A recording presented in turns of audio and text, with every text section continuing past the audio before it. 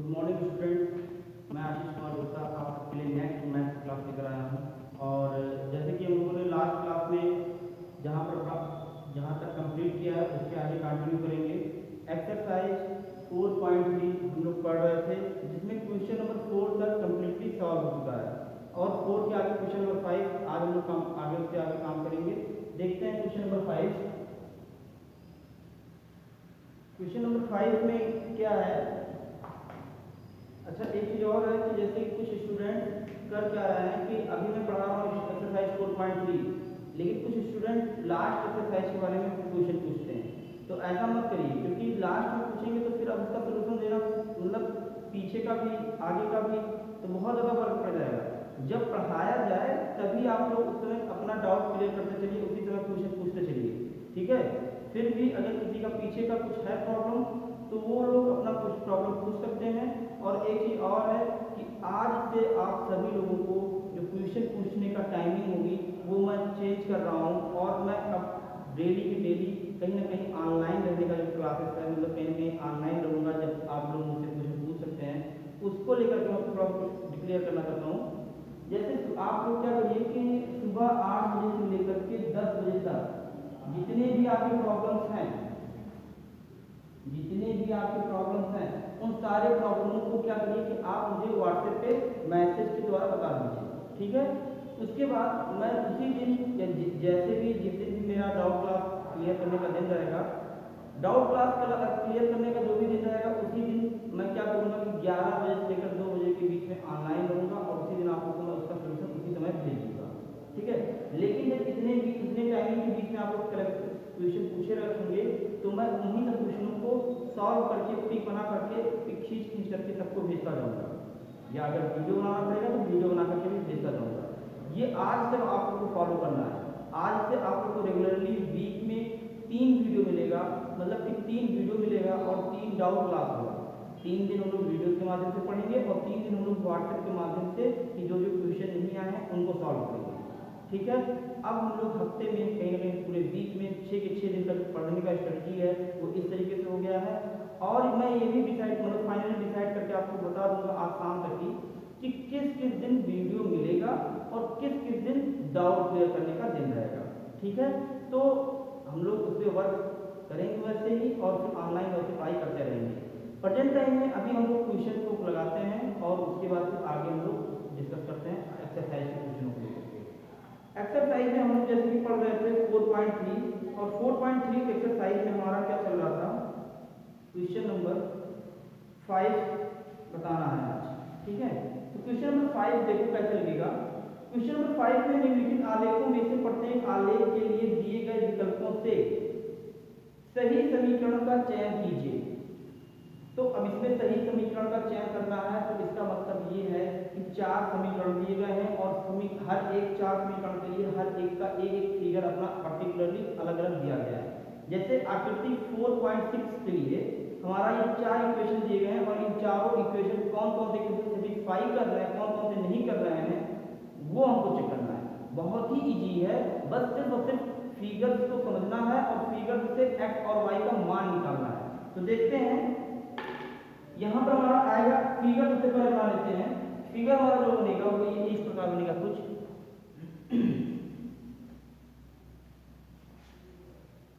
सभी लोग के पास किताब होगी और किताब में फिगर कुछ इस तरीके से बना है।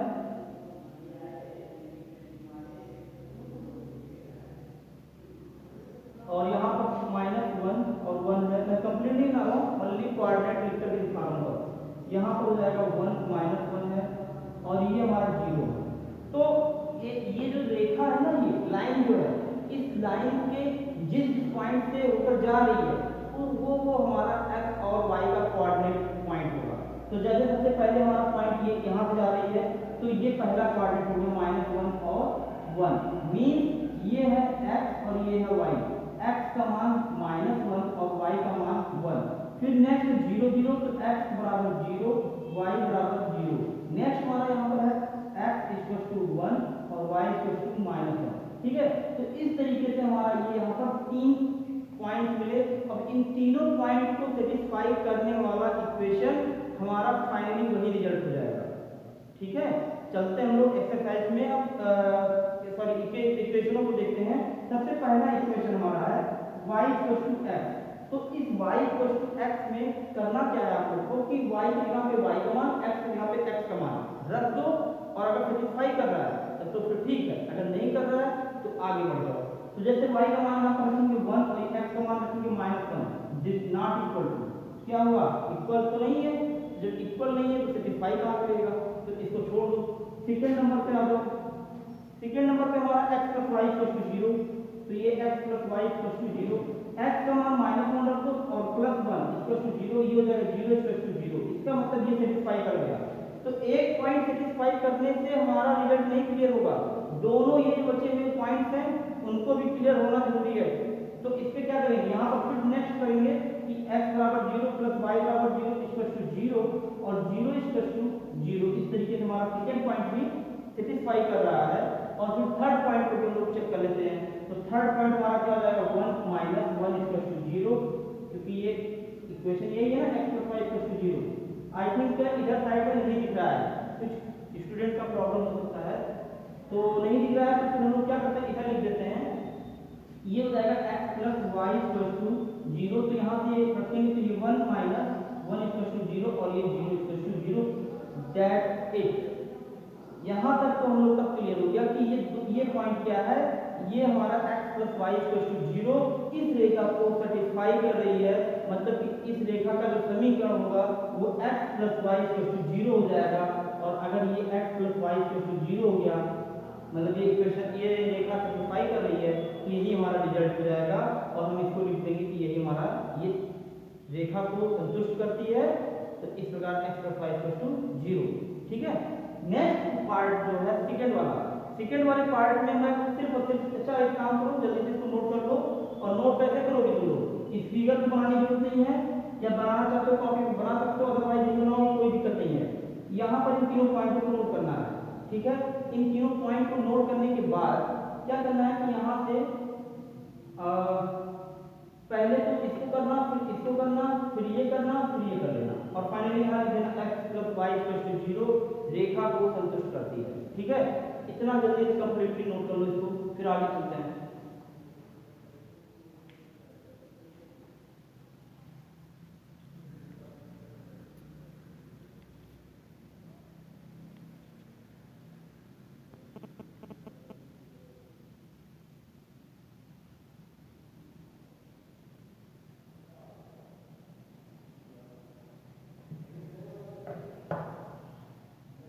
क्वेश्चन नंबर 5 के बाद से 5 का जो सेकंड है वो होमवर्क है, आप लोग को करना है।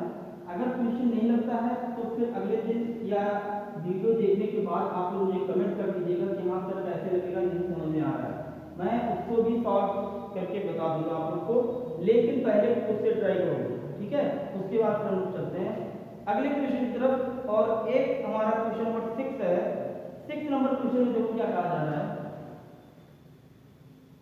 6 नंबर क्वेश्चन को सबसे पहले हम लोग रीड करते हैं।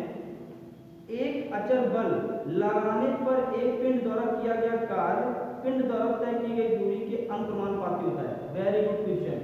इसमें थोड़ा सा फिजिक्स है, थोड़ा सा मैथ है। फिजिक्स क्यों कहा मैंने, क्योंकि अचर बल है और बल हमारा F = डायरेक्टली प्रोपोर्शनल टू पिंड द्वारा किया गया कार्य द्वारा तय की गई दूरी, मतलब कि कार्य W प्रोपोर्शनल टू डिस्टेंस अनुपाती है। इस कथन को दो चरों वाले एक समीकरण के रूप में व्यक्त कीजिए और अचर बल 5 मात्रक, अचर बल ठीक है, बल 5 मात्रक लेकर इसका आलेख खींचिए।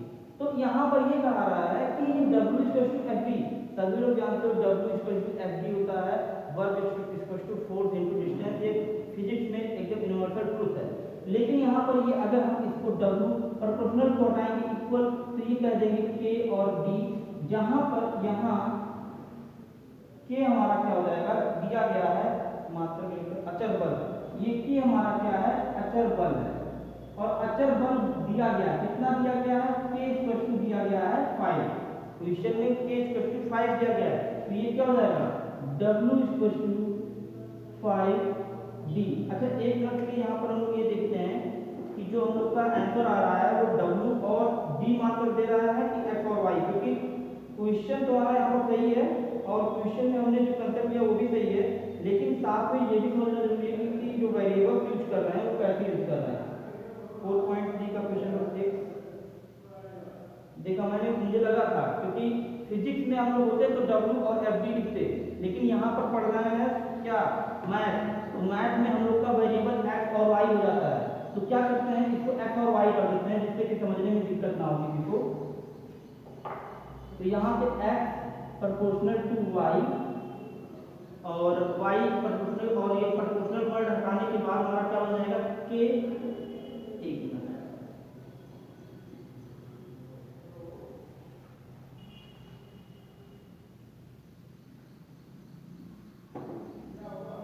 ठीक है देखो यहाँ पर ये हो जाएगा y प्रोपोर्शनल टू x।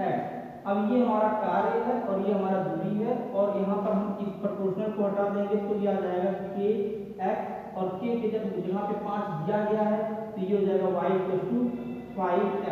ये हमारा रिक्वायर्ड इक्वेशन बन जाएगा, जो कि हमें कहा गया है क्या, ये कहा गया है कि इसके लिए हमें एक आलेख खींचना है। लेकिन इसके साथ ही यहाँ पर एक नेक्स्ट इसमें दे दिया गया है, यदि पिंड द्वारा तय की गई दूरी 2 मात्रक है, तो अगर 2 मात्रक इसके लिए पिंड के लिए दूरी हो गई तो यहाँ से हमारा क्या मिल जाएगा, मतलब कि पिंड की दूरी, और दूरी क्या है x, ये हमारा दूरी है और ये हमारा कार्य है। दूरी कितना दे दिया गया है, कंडीशन नंबर फर्स्ट में ये दे दिया गया है कि 2 है, अगर दूरी 2 है तो y बराबर 5 इंटू 2, और ये कितना हो जाएगा 10, y का मान कितना हो जाएगा 10। तो इस तरीके से हमें एक कोऑर्डिनेट जो मिला वो मिला कोऑर्डिनेट 2 और 10, ठीक है। और फिर नेक्स्ट हमारा यहाँ पर एक और कोऑर्डिनेट दिया गया मात्रक, और वो मात्रक क्या है वो देखिए,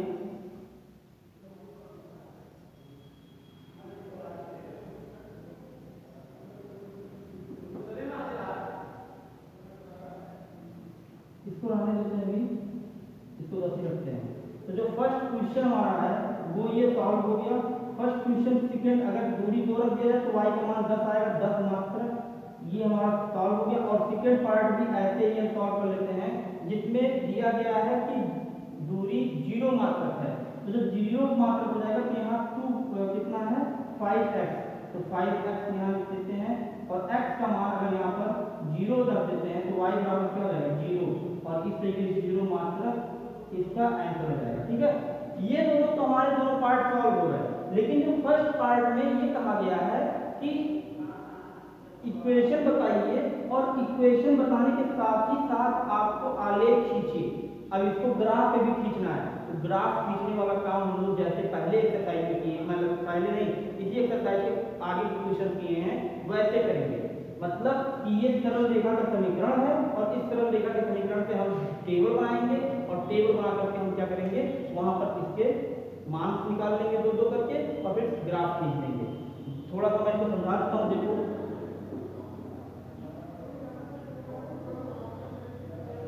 ये नोट कर लीजिएगा, इसका मैं ग्राफ खींच देता हूँ, ये नोट हो गया होगा आई थिंक।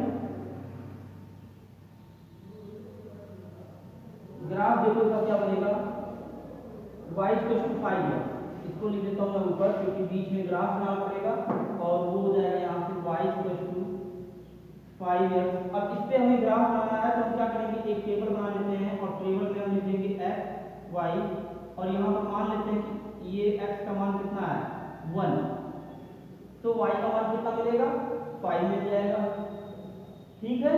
और अगर x को यहाँ पे -1 ले लेते हैं तो ये -1 ले लेंगे तो ये -5, तो कहीं ना कहीं ये मिल जाएगा -5 मिल जाएगा। तो इस तरीके से हमारा एक पॉजिटिव एक नेगेटिव दो वैल्यू मैंने ले लिया। अब समीकरण को इससे हम शो करते हैं, तो यहाँ से हमारा जो हो जाएगा ग्राफ पे हम जैसे कि जानते हैं कि ये x एक्सिस है और ये y एक्सिस है। यहाँ पर हमारा ये पॉजिटिव वैल्यू होता है 1 2 3 4 5, और इधर मूव करेंगे तो माइनस में मूव करेंगे, -2 -3 -4 -5, ये जाएगा -1 -2 -3 -4 -5, 1 2 3 4 5 6 1 2 3 4 5 6। इस तरीके से हमारा ग्राफ पेपर पे बनाएंगे लोग, और पहला कोऑर्डिनेट फिल करेंगे कैसे 1 5। तो 1 कहाँ है, ये एक्स एक्सिस पे यहाँ पॉजिटिव है, ये 1 ये हो गया और 5 यहाँ है, तो इसके सामने ये पॉइंट हमारा बन जाएगा। ठीक है, दूसरा -1 -5, तो ये थर्ड क्वाड्रेंट बन जाएगा, सभी लोगों को पता है। तो -1 -5 यहाँ पर आ जाएगा, यहाँ इस तरीके से।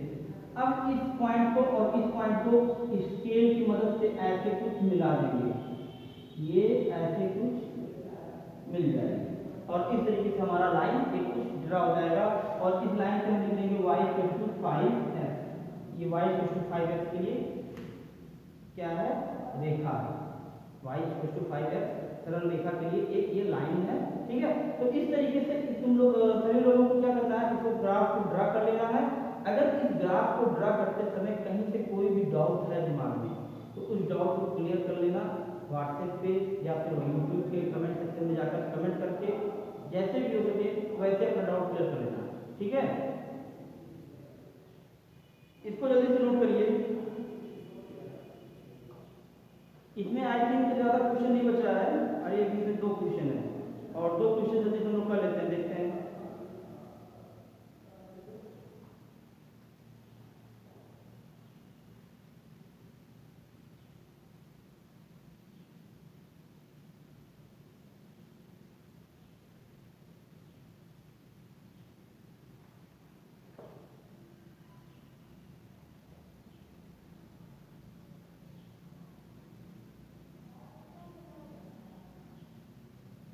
नोट हो गया होगा आई थिंक, अगर नोट हो गया है तो जल्दी से इसको मैं आगे क्वेश्चन बता दूँ तुम लोगों को।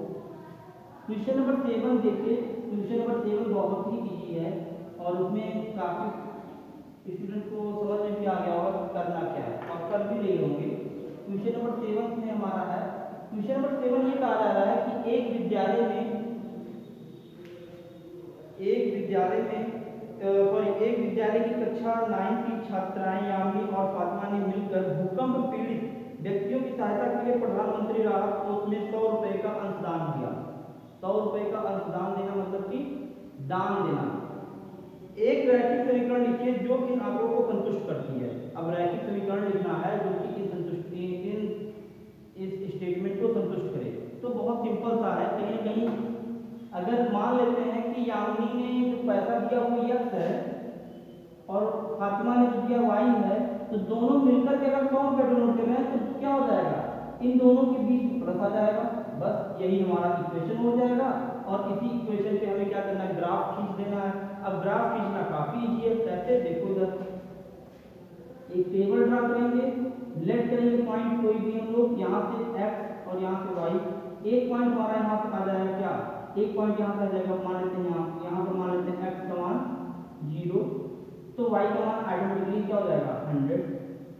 ठीक, और अगर x का मान 100 मान लेते हैं तो y का मान क्या हो जाएगा 0।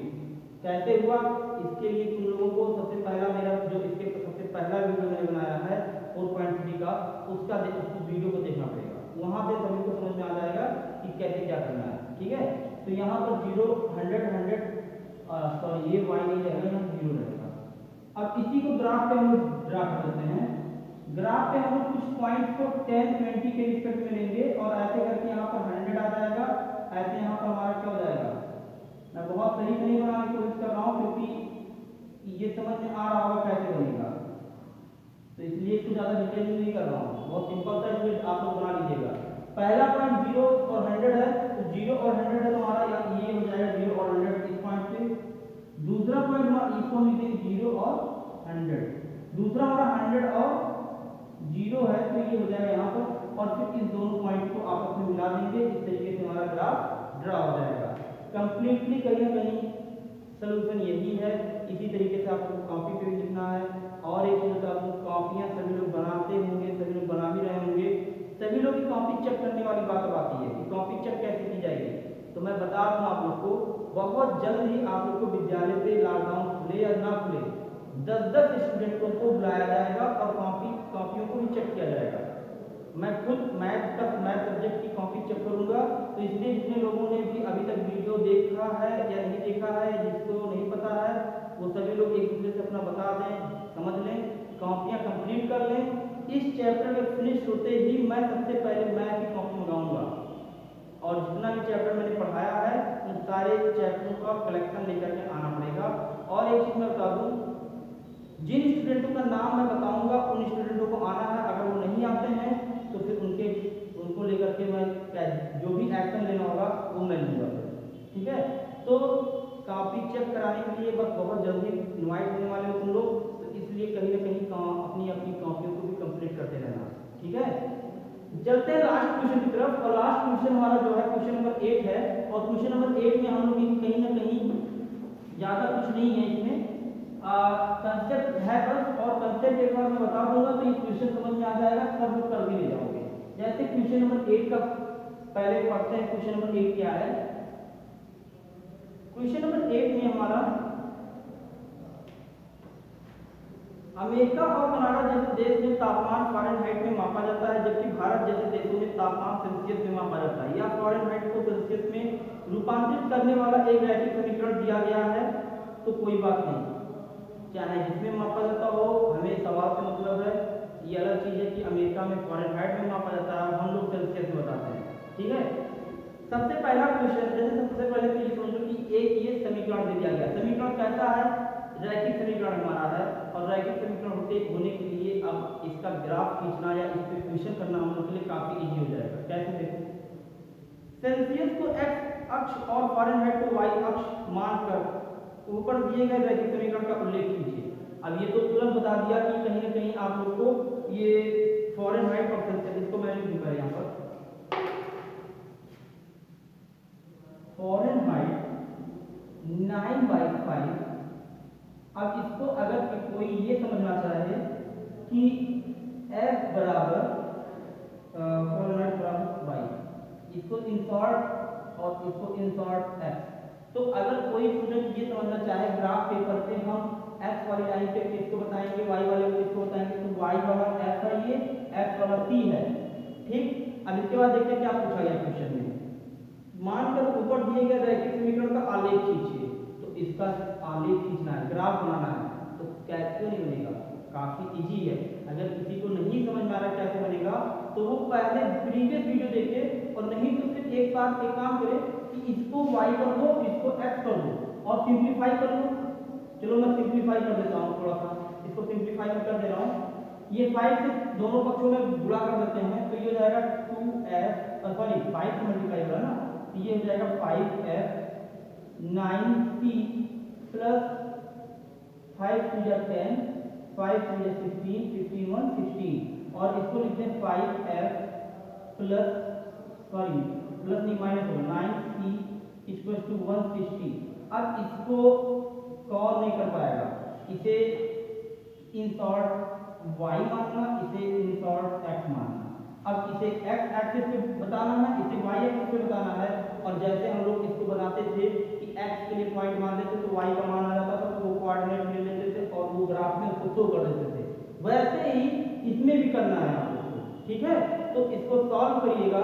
अगर ग्राफ नहीं खींच पा रहे हैं तो इसके लिए फिर से मुझे कमेंट करिए, क्योंकि देखिए ग्राफ नहीं खींच पा रहे हैं तो प्रॉब्लम आगे आने वाले एक्सरसाइज में भी होगा, क्योंकि आगे के एक्सरसाइज में भी ग्राफ पेपर का काम है, ग्राफ का क्वेश्चन मिलेगा।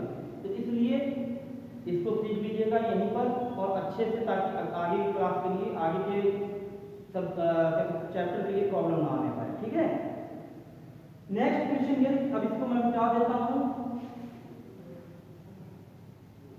नेक्स्ट क्वेश्चन ये कहा गया यदि तापमान 30 डिग्री सेल्सियस है तो फ़ारेनहाइट तापमान, जैसे तो फ़ारेनहाइट से तापमान क्या होगा? 30 डिग्री सेल्सियस है तो फ़ारेनहाइट में तापमान क्या होगा? तो फ़ारेनहाइट तो रहेगा यहीं पर f, और ये हो जाएगा 9/5 गुणे c का मान 30 दे दिया है, और ये हो जाएगा 32, तो 5 6 30 और 9 6 54 प्लस 32, तो ये हो जाएगा 4 तो 6 5 3 8 फ़ारेनहाइट। ये आंसर आ जाएगा सेकेंड के लिए। ठीक है, सेकेंड का जो आंसर आ जाएगा 86 डिग्री फ़ारेनहाइट, ये हमारा आंसर हो जाएगा सेकेंड वाला। ठीक है, क्यों? क्योंकि C का मान, सेल्सियस का मान यहाँ दे दिया गया है ना, सेल्सियस बराबर 30 डिग्री सेल्सियस। ठीक है, तो इसको हम पुट कर देंगे और इसको सॉल्व कर लेंगे, ये हमारा आ जाएगा। इसको नोट कर लीजिए जल्दी से, या फिर हम चलते हैं सेकेंड वाले क्वेश्चन में। अब हमें फ़ारेनहाइट का मान दिया गया है, F बराबर दिया गया है 95 डिग्री फ़ारेनहाइट।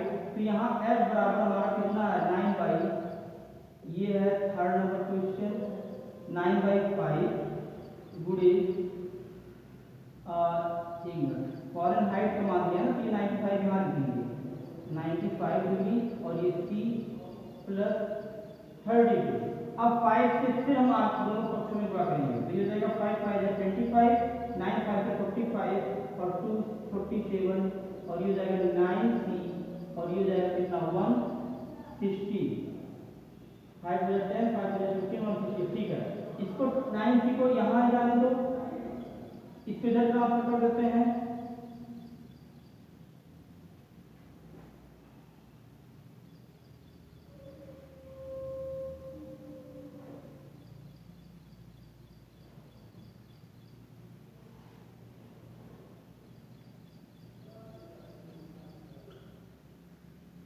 यहाँ से हमारा कितना मिलेगा 5 1 350 और C इक्वल टू अपॉन 9 3 या 27 और 9 5 या ये। अब यहाँ पर सेंटीग्रेड में यहाँ निगेटिव पॉजिटिव के सेंस को नहीं बताया गया है, ना ही नहीं कहा गया है, तो हम इसको निगेटिव ना लेकर के सिर्फ ओनली और ओनली 35 डिग्री सेल्सियस लेंगे। मतलब कि टेम्परेचर को बताने के लिए कहा गया, तो यहाँ पर हो जाएगा सिर्फ और सिर्फ 35 डिग्री सेल्सियस, ये हमारा आंसर हो जाएगा। ठीक है, इसको नोट करिए जल्दी से।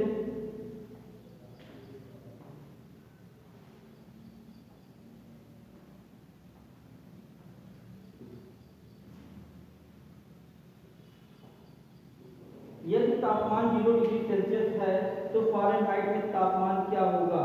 तो काफी इजी है, क्यों? 0 डिग्री सेल्सियस है तो यहाँ पर हमारा फ़ारेनहाइट में क्या हो जाएगा, ये टर्म 0 और ये हो जाएगा 32, तो फ़ारेनहाइट में क्या हो जाएगा आंसर हमारा, फ़ारेनहाइट बराबर 32 डिग्री फ़ारेनहाइट, ये आ जाएगा हमारा आंसर चौथे का।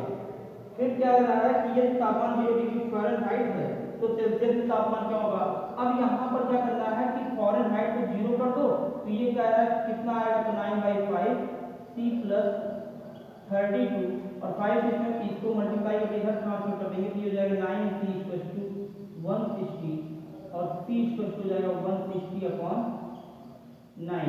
और आई थिंक ये डेसिमल में कुछ आएगा आंसर कुछ, और जो भी आ रहा है देखते हैं 9 1 टाइम जाएगा और 9 1 टाइम, और यहाँ पे 7 0 7 0, तो इसका मतलब ये हो जाएगा तो 9 7 जा और 7 के साथ साथ यहाँ पर हमारा जाएगा 0.8 डिग्री सेल्सियस। ठीक है, यहाँ इसको इधर ट्रांसफर करेंगे तो माइनस में आ जाएगा। ठीक है, और इस तरीके से हमारा यहाँ C जो आएगा वो -17.8 डिग्री सेल्सियस आएगा। ठीक है, इसको नोट कर लीजिए, और इस तरीके से हमारा फोर्थ वाला पार्ट भी कंप्लीट हो गया है, और साथ में हमारा एक लास्ट बचा है, क्या ऐसा भी कोई तापमान है जो फ़ारेनहाइट और सेल्सियस दोनों के लिए संख्यात्मक समान है? मतलब कि ये बताना है कि संख्यात्मक रूप से समान कोई सेल्सियस और फ़ारेनहाइट का डिग्री होता है। तो ये फिजिक्स का क्वेश्चन है, फिर भी मैं बता देता हूँ कि ये एक ऐसा जो है हमारा -40 डिग्री सेल्सियस, -40 डिग्री सेल्सियस जो होगा हमारा, वो हमारा हो जाएगा 40 डिग्री सेल्सियस, और -40 डिग्री फ़ारेनहाइट, ये दोनों के मान एकदम इक्वल आएंगे। मतलब कि सेल्सियस में भी -40 होता है और फ़ारेनहाइट में भी -40 जो होते हैं वो इक्वल होते हैं दोनों एक दूसरे के। ठीक है, आई थिंक ये एक्सरसाइज का हर एक क्वेश्चन मैंने अच्छे से सॉल्व करा दिया है, और पूरा कंप्लीटली इसको मैंने समझा करके फिनिश भी कर दिया है। सभी लोग इसको पूरे चैप्टर को कंप्लीटली अपनी कॉपी पे नोट कर लेंगे। इसमें सिर्फ एक एक्सरसाइज और बचा है, वो मैं नेक्स्ट क्लास में बता दूंगा, और नेक्स्ट क्लास खत्म होते ही मैं आप लोग को ये भी बता दूंगा कि किस दिन कॉपी चेक होनी है और कितने स्टूडेंटों को कॉपी लेकर के आनी है। ठीक है, तो इसको नोट करिए। आज के लिए बस इतना ही रहेगा। अगर सभी लोग को बहुत अच्छा लग रहा है पढ़ाई करते हुए, या इस वीडियो को देखते हुए बहुत अच्छा लग रहा है, तो वीडियो को लाइक कर दीजिएगा और एक दूसरे के साथ शेयर भी कर सकते हैं।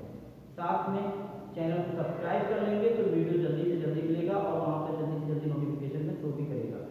Okay, that's it, thanks for watching.